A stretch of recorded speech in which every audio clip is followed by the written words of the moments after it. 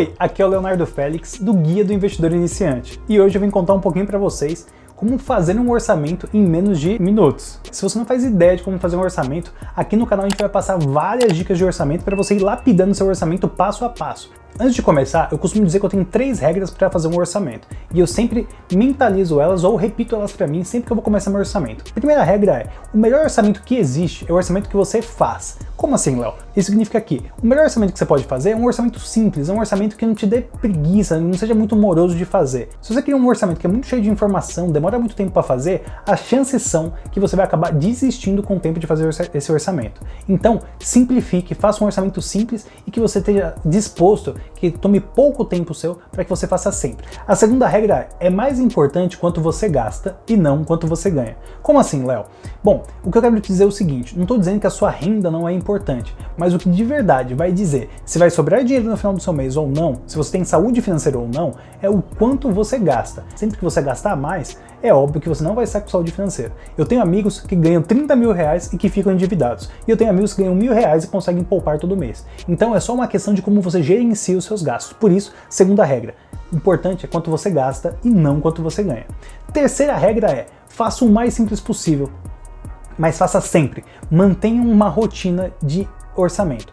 Faça sempre o seu orçamento num dia específico, num horário específico, sempre investindo mais ou menos uma quantidade de tempo pequena. A não ser que você goste do exercício, queira fazer um negócio extremamente difícil ou extremamente rebuscado, faça uma coisa simples, mas faça sempre. Tenha uma metodologia, faça sempre da mesma forma. Faça pelo menos durante 6 meses da mesma forma o exercício do orçamento. Nada impede de você melhorar aos poucos. E aqui no canal a gente vai te ensinar com o tempo a como tirar boas conclusões do seu orçamento. Mas, como eu sempre digo, regra número 1, o melhor orçamento é aquele orçamento que você faz, porque se você não fizer orçamento, não vai dar para tirar conclusão nenhuma, perfeito? Como que a gente vai montar um orçamento em 4 passos? O primeiro passo é, some todas as suas receitas, tudo que você ganha, seu salário, se você recebe algum tipo de benefício, se você recebe algum tipo de bolsa, se você tem se você tem mais de um emprego, some todas as suas rendas, todos os seus salários, todas as entradas do seu orçamento numa única linha. Para começar, você pode fazer o orçamento de 2 formas, eu indico 2 formas, ou você faz no Excel, ou você pode fazer até mesmo num caderno. Uma folha de papel e um lápis funciona extremamente bem, não dificulte, ou o Excel ou um caderno. Num outro momento eu posso até passar alguns aplicativos para vocês utilizarem para fazer o orçamento, mas o foco aqui é ou Excel ou um caderno. Segundo passo é, liste todos os seus gastos, tudo que você gasta no mês. E aí, obviamente, você vai me falar assim, putz, lá, mas é difícil fazer isso. Porque é óbvio, o meu aluguel, a minha conta de luz, de água, eu sei, todo mês vem. Mas tem algumas coisas que eu não gasto todo mês necessariamente. Por exemplo, às vezes eu vou no restaurante, às vezes eu não vou. Às vezes eu como pizza, às vezes eu como japonês. Então você vai simplificar essa parte de listar os gastos. Como que você vai simplificar? Você vai criar categorias que vão estar agrupadas algumas coisas. Por exemplo, uma categoria de restaurantes. Não precisa colocar ali todos os restaurantes que você vai, mas cria uma categoria de restaurantes. Ou uma outra categoria que é gastos pequenos ou gastos invisíveis, que são aqueles gastos que você acaba tendo e não percebendo, uma casquinha aqui, um milkshake que você toma ali, uma balinha que você comprou no farol, esse tipo de coisa, gastos pequenos. Você pode, por exemplo, criar uma categoria de gastos com viagens. Você não precisa colocar lá que uma viagem que você fez no final de semana, tanto foi de hotel, tanto foi de gasolina, tanto foi... Não importa esse nível de detalhe. O importante nesse caso é saber que você está gastando X com viagens todo mês, ou que você está gastando X com restaurantes todo mês, ou que você está gastando X com o mercado todo mês. Não precisa colocar o que você comprou exatamente no mercado, mas vamos iniciar sempre com essas categorias. E quando você fizer essa soma, faça um ranqueamento dos seus gastos, do gasto mais importante para o gasto menos importante. Por exemplo, o mais importante para mim é o meu aluguel. Sem o meu aluguel, eu vou ter que morar na rua. Então, gasto número 1, primeiro. Segundo é o condomínio. Se eu não pagar o condomínio, eu vou ter que morar na rua do mesmo jeito que o síndico vai me expulsar. Terceiro gasto é a minha conta de água, porque não dá para ficar com sede e sem tomar banho. O quarto gasto seria, por exemplo, a minha conta de luz. Pô, eu quero que minha geladeira continue ligada, quero tomar um banho quente. O quinto gasto, por exemplo, e assim por diante você vai somando. A importância de você categorizar esses gastos é para você saber exatamente o que é mais importante para você e menos importante, perfeito? Então faça uma lista de todos os seus gastos e esse é o passo 2. Passo 3 é que você vai categorizar esses gastos em 3 grandes grupos. Como assim 3 grandes grupos? A gente vai ter um vídeo aqui no canal ainda explicando sobre esses 3 grandes grupos, mas de forma simplificada. Esses 3 grandes grupos são: grupo 1, que eu chamo de G1, é todos os gastos fixos e os gastos vitais para você sobreviver. Sem esses gastos você não consegue sobreviver. Você vai morar na rua, você vai passar fome. São os gastos primordiais. Eu costumo fazer o seguinte exercício para saber o que está no meu G1, no meu grupo 1 de gastos. Eu costumo pensar o seguinte: se eu perder o emprego, se eu ficar desempregado e não tiver renda, renda. Quais gastos eu não posso cortar de jeito nenhum? Esses gastos são o seu gasto do grupo 1. O segundo grupo de gastos é o grupo 2. O grupo 2 conta todos os gastos que podem até ser categorizados como supérfluo para algumas pessoas, mas que são muito importantes para você. Vou te dar um exemplo. Eu, por exemplo, eu adoro um café Nespresso. Eu acho o café Nespresso um ótimo café e tomar café para mim melhora muito o meu dia, melhora o meu humor, é uma coisa que eu adoro fazer. Eu sou um amante de café e gosto de consumir café Nespresso, por exemplo. Mas para muitas pessoas o café Nespresso é um supérfluo. Para mim não é. Então, sempre que eu tiver que cortar alguma despesa, a última que eu quero cortar, por exemplo, é o meu café Nespresso. Sempre que eu tiver um supérfluo para cortar, a última que eu vou cortar é, por exemplo, meu café Nespresso. Eu gosto do café e isso é importante para mim. Mas, por exemplo, pelo menos uma vez no mês eu como uma pizza.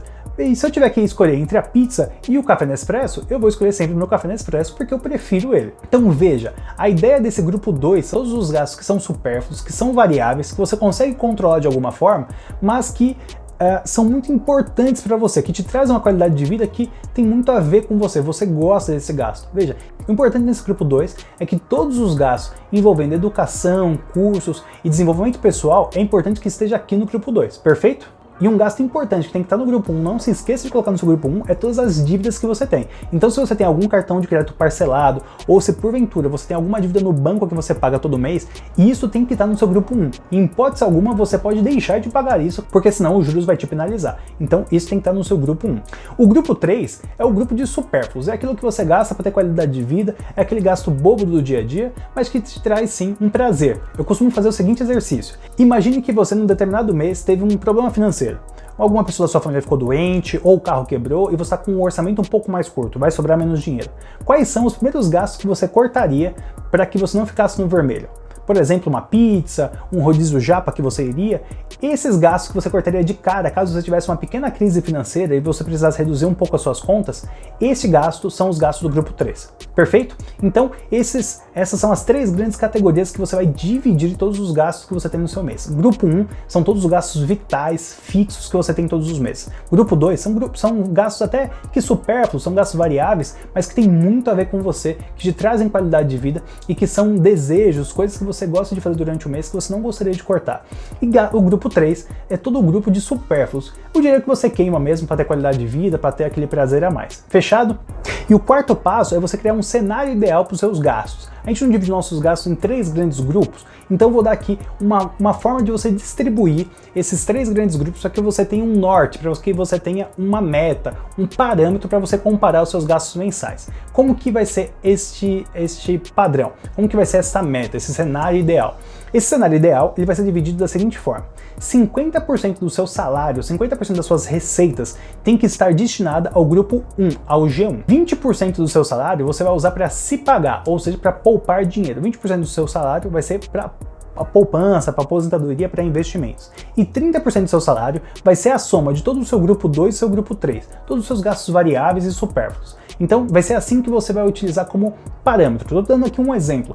Óbvio que cada um pode ter um shape de orçamento ideal, né? Um formato de orçamento ideal. Eu estou dando um aqui, a gente vai fazer um vídeo ainda falando só sobre formatos de orçamento, só sobre benchmarks, né? Só sobre referências e metas de orçamento. Estou dando um aqui, que é o orçamento pelo qual eu comecei, funciona muito bem comigo, e vai ajudar vocês a caminhar para um orçamento um pouco mais saudável. Então o que vocês vão fazer é, 50% da receita de vocês tem que ser o grupo 1. Se o grupo 1 estiver passando de 50%, você tem que criar um plano de ação para que você consiga atingir esse 50% de receita no grupo 1. Então digamos que você ganhe R$1.000 por mês. O seu grupo 1 tem que representar no máximo R$500 por mês. 30% do que você ganha, 30% da sua receita tem que representar o grupo 2 mais o grupo 3. Então somando todas as despesas que você tem no mês, que são supérfluas, tanto as despesas que são supérfluas, mas que trazem muita qualidade de vida, tanto aquela supérflua que é dinheiro queimado, que é só para ter uma qualidade de vida um pouquinho maior, a soma desses 2 grupos tem que dar 30% da sua receita. Ou seja, se você ganhar R$1.000, no máximo R$300 tem que ser a soma de todas essas despesas no mês. Perfeito? E por fim, a terceira parte é 20% do seu salário. 20% do seu salário, das suas receitas, que no caso de você ganhar R$1.000 vai ser R$200, 20% das suas receitas você vai deixar para aposentadoria, para investimentos, para fundo de emergência. Perfeito? Então o seu cenário ideal vai ser 50% o seu grupo 1, 20% aposentadorias, investimentos e fundos de emergência. 30% grupo 2 mais grupo 3. Tá, o que você vai fazer então? Quando você criar esse cenário ideal, todos os meses você vai comparar cada uma desses grupos, cada uma das contas desse grupo do cenário ideal, com o que você de fato gastou no mês. Então você vai ter seu cenário ideal e o que você de fato gastou no mês. Você vai sempre comparar o grupo 1 do que você gastou no mês com o grupo 1 do cenário ideal. Grupo 2 do que você gastou no mês com o grupo 2 do cenário ideal. Grupo 3 e com o grupo 3 e assim por diante. E você vai olhar quando que você está acima do seu orçamento, acima do seu cenário ideal e abaixo do seu cenário ideal. Sempre que você estiver abaixo do cenário ideal, não tem problema, sinal positivo. Sempre que você, em alguma dessas categorias, em algum desses grupos, estourar o seu orçamento, ou seja, gastar mais do que o seu cenário ideal, ficar acima do seu orçamento, aí você tem que criar um plano de ação. Ou seja, você vai ter que prestar atenção nesses gastos que estão nesse grupo, para que no próximo mês você não estoure o orçamento de novo. Para que no próximo mês você consiga bater a sua meta, chegar no seu cenário ideal. Perfeito? Então é assim que você vai construir um orçamento de forma bem simplificada. Você pode fazer isso tanto no papel, com caneta e papel de forma simples, tanto no Excel. E se você não sabe como fazer um orçamento ainda, se você não tem ideia de como fazer um orçamento, fica até o final do vídeo, que além de te ensinar a fazer um orçamento de forma simplificada aqui, eu vou deixar no final um bônus especial, uma dica especial para você, uma planilha para você poder baixar e fazer esse orçamento. Para finalizar, eu queria deixar algumas dicas aqui no final do vídeo para você conseguir fazer um orçamento e dicas que você tem que deixar na cabeça para que o seu orçamento fique bem feito. Uma dica que eu fiz e funcionou super bem comigo e facilita muito na hora de fazer o orçamento, deixa muito mais rápido de fazer o orçamento, é concentre todas as suas receitas e todos os seus gastos numa única conta bancária. Tem gente que tem várias contas ou mais de uma conta e na hora de fazer o orçamento você tem que tirar muitos extratos ou tem que acessar muitos sites de bancos para conseguir fazer o orçamento. Se você deixar tudo concentrado numa única conta bancária, isso vai facilitar demais a sua vida. A próxima dica é, concentrando todas as suas receitas e gastos numa única conta bancária, eu particularmente indico você ter 3 contas bancárias. Olha a bolas, Léo, mas você falou para eu deixar tudo numa conta bancária só? Sim, você vai ter 3 contas bancárias, de preferência contas onde você não paga nenhuma taxa. Tem vários bancos digitais aí onde você paga taxa zero para manutenção da conta ou até mesmo para transferências, saques e assim por diante. Então você pode utilizar desses bancos digitais para ter 3 contas. Uma conta eu já expliquei, você vai deixar todas as suas receitas e gastos lá. Na segunda conta, o que você vai fazer é, você vai transferir todo o dinheiro que sobrar no final do mês. Eu não dei aqui, por exemplo, a meta de você conseguir poupar 20% do seu salário no final do mês. Esses 20% do salário que sobrar, você não deixa na sua conta onde caem os seus gastos e os seus gastos mensais, porque provavelmente você vai acabar se confundindo e gastando aquele dinheiro. Então você pega esse dinheiro e transfere para uma outra conta bancária, uma conta onde você vai criar um fundo de emergência ali, uma pequena poupança, para caso um mês ou outro alguma conta estoure, você vai ter uma reservinha ali naquela conta. E a terceira conta é a conta na sua corretora. Eu já fiz um vídeo aqui no canal explicando como abrir a conta na corretora e como começar a investir. Nesse vídeo, inclusive, eu faço uma comparação de qual a diferença de você deixar um dinheiro na poupança e investido na corretora. Eu indico você assistir esse vídeo, vou deixar o card desse vídeo aqui. E veja, um outro ponto positivo dos bancos digitais que não cobram taxa é que em momento de crise, caso você perca o seu salário, caso você perca o seu trabalho, a maioria dos bancos que isentam as taxas, isentam para quando você recebe o seu salário naquele banco. Mas os bancos digitais, a maioria deles, eles não cobram taxa alguma, independente de você receber ou não seu salário. Isso pode ser uma boa sacada, porque no momento de crise, quando você perder seu salário, provavelmente o banco vai começar a cobrar algumas taxas. Você tendo um banco digital, continua sem taxa nenhuma e isso não vai penalizar o seu orçamento. E a última dica que eu deixo é, faça um exercício trimestral, a cada 3 meses faça esse exercício de listar todos os seus gastos, categorizá-lo em grupo 1, grupo 2, grupo 3, G1, G2, G3, e na frente desse gasto coloque o porquê que ele está naquela categoria. Então digamos, o meu aluguel está no grupo 1, é G1, meu aluguel G1. Por quê? Porque se eu não pagar aluguel, eu vou morar na rua e é muito importante para mim não morar na rua nesse momento. Então, no G1, eu tenho uma motivação do porquê ele está no grupo 1. Mas quando você avançar para o grupo 2 e o grupo 3, você vai perceber que algumas despesas que você tem, alguns gastos que você tem, quando você começa a colocar os porquês ao lado, você percebe que às vezes eles não estão no grupo 2, e sim no grupo 3, e isso facilita que você poupe dinheiro ao longo do tempo. Esse exercício te permite entender quais despesas são importantes para você. E você vai ver que com o passar do tempo, quando os seus investimentos começarem a dar frutos, você vai começar a ficar cada vez mais criterioso com os seus gastos e cada vez mais vai conseguir poupar mais dinheiro.